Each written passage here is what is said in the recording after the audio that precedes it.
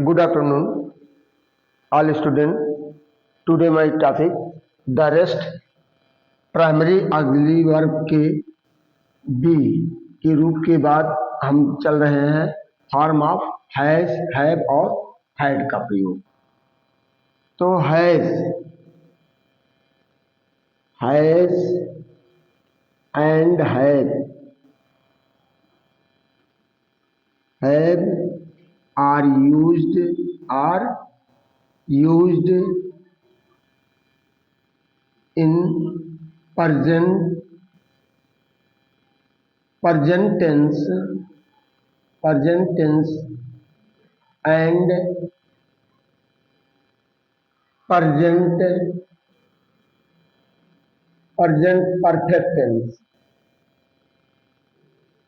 perfect tense।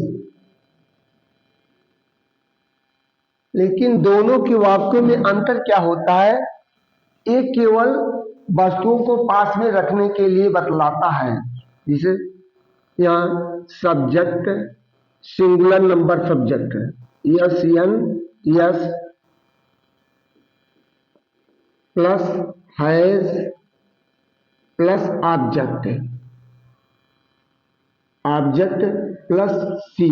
जैसे मेरे उसके पास एक काला घोड़ा है, उसके पास एक काला घोड़ा है। He has a black horse.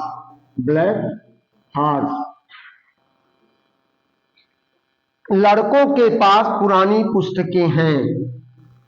Boys have old books. तो इसका फार्मूला का प्लूरल नंबर के साथ दूसरा है प्लूरल नंबर सब्जेक्ट के साथ हैव प्लस ऑब्जेक्ट प्लस सी। ये तो हमारा इस तरह का नियम होगा। और इसका एक निगेटिव आता है। निगेटिव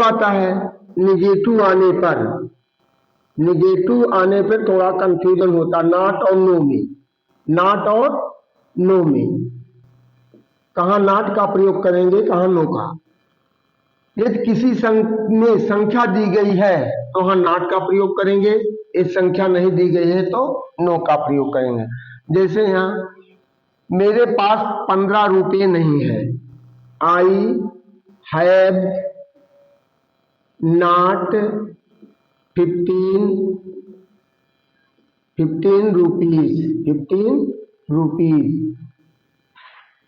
मेरे पास 15 रुपये नहीं है। और बच्चों के पास खिलौने नहीं हैं।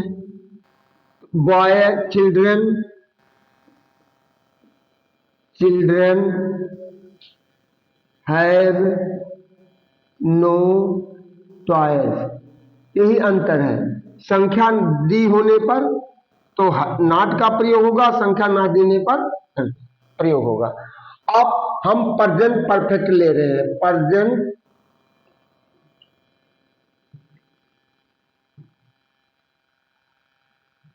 प्रेजेंट परफेक्ट का फार्मूला होता है singular number subject singular number subject plus has plus MV का third form plus O plus C. और इसमें कार्य का समाप्त होना पाया जाता है। जिसे वह अपना कार्य समाप्त कर चुकी है, तो वह अपना कार्य समाप्त कर इसलिए लिखा जा रहा है। तो सी हैज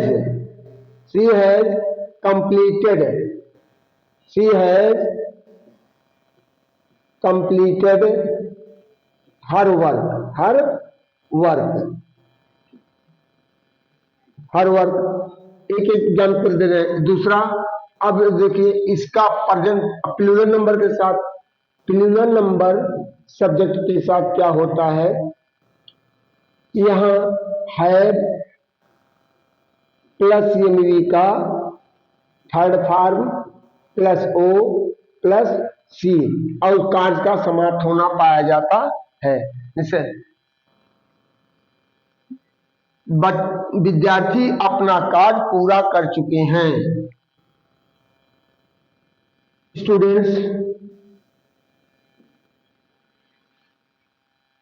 स्टूडेंट्स हैव फिनिश लगाइए चाहे कंप्लीटेड लगाइए, कंप्लीटेड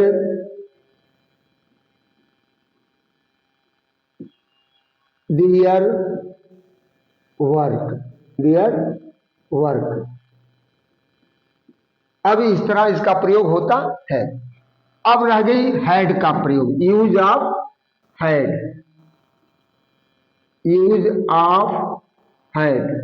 इंट्रोगेटिव शब्द आने पर, interrogative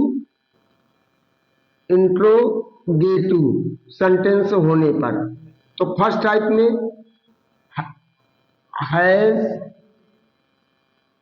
has oblique have plus subject plus object plus O plus क्या तुम्हारे, जैसे करा, क्या तुम्हारे पास रुपए हैं? हैव यू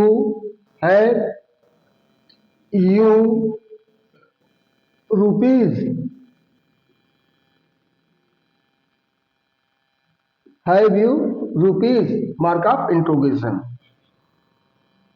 और फिर कह रहा है क्या उसके पास बूढ़ी गाय है? Has he old cow? Mark of interrogation. तो इस तरह, और सेकंड टाइप में आता है, सेकंड टाइप ये आएगा तो Q means question word plus has oblique has plus subject plus object plus C plus mark of interrogation. अब यहां पूछ रहा है तुम्हारे पास कैसी पुस्तकें हैं? कैसी है? अब या तुम पुस्तक क्यों नहीं खरीदे? तुम पुस्तक क्यों नहीं खरीदे हो? तो व्हाई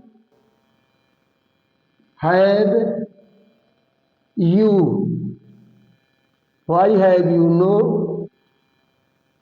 बाई बुक? वह क्यों प्यासा है?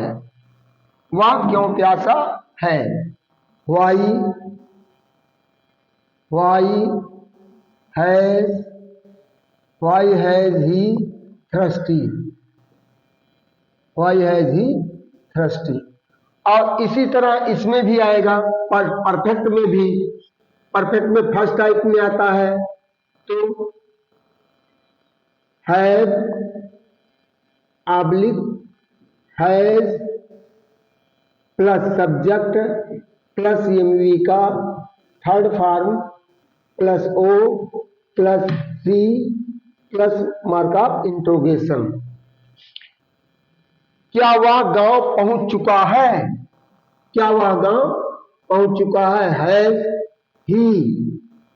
Has he gone to village? Has he gone to village या हैज ही रीच्ड? इसके लिए रीच होगा सही suitable. Has he reach to village mark of interrogation. अब ये दूसरा वाक्य हम दे रहे हैं, क्या वे पढ़ा चुके हैं? हैव दे टाट? क्या वे पढ़ा चुके हैं? और सेकंड टाइप में जो आता है, सेकंड टाइप में question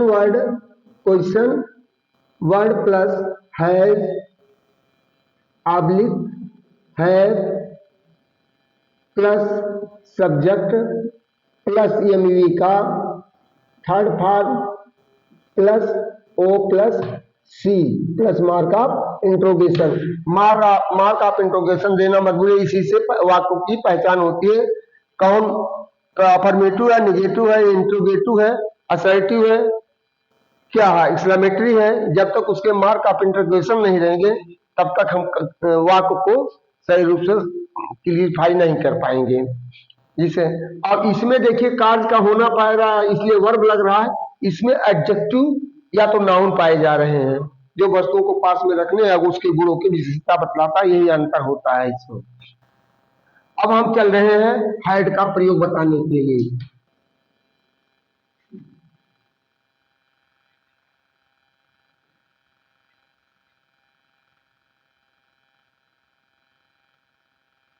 use of had, it is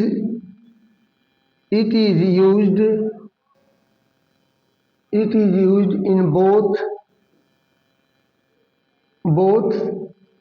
subject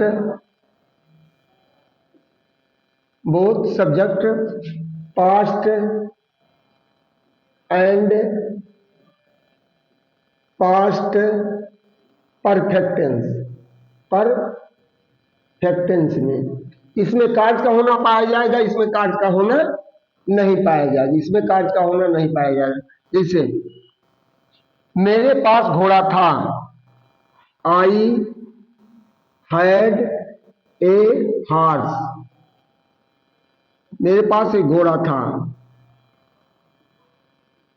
उसके पास घोड़ा था, he had a horse, he had a horse. अब ये हो गया। इसमें भी निगेटिव आने पर संख्या दिया होता है तो निगेटिव आने पर संख्या दी गई होती है तो नॉट का प्रयोग होगा, संख्या नहीं दिया गया तो नो का प्रयोग। जैसे I had not 10 pence, I have not 10 pence. You had no book, you had no book। Create हो गया, समाप्त यहाँ पर। अब निगेटिव में इंट्रोगेटिव में जाता है, इंट्रोगेटिव आने पर तो had plus subject plus object plus O plus C plus mark of interrogation. एक हो गया इसका रूल्स। तीसरा, कोई भी वाक्य आता है तो आप तोड़ के बड़े आसानी से कर सकते हैं। और इसमें पास्ट परफेक्ट में कार्य का होना पाया जाता है तो इसमें वह गांव पहुंच चुका था, इसमें था अंत में आता है। He had reached to village, he has reached to village।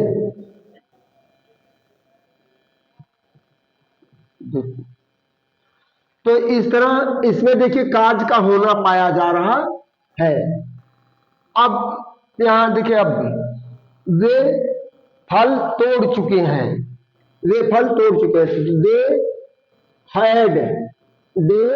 Had plucked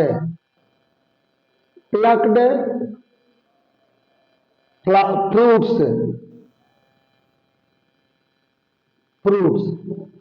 चूंकि यहां देखिए हम केवल आपको सेंटेंस इसलिए उदाहरण देकर बता रहे हैं क्योंकि इनका प्रयोग बताना कि टेंस हम पढ़ा रहे हैं। अभी तो वो वर्ब के फॉर्म के रूप आपको बतला रहे हैं कि कहां पर किसका प्रयोग होता है। फिर अगले वीडियो में हम अब इसका देखिए निगेटिव हमारा चलेगा। निगेटिव यदि आता है तो subject plus had plus not plus MV का third form plus object plus mark plus C. अब इसे कह रहा मेरे उसने मुझे नहीं बुलाया था, तो ही हैड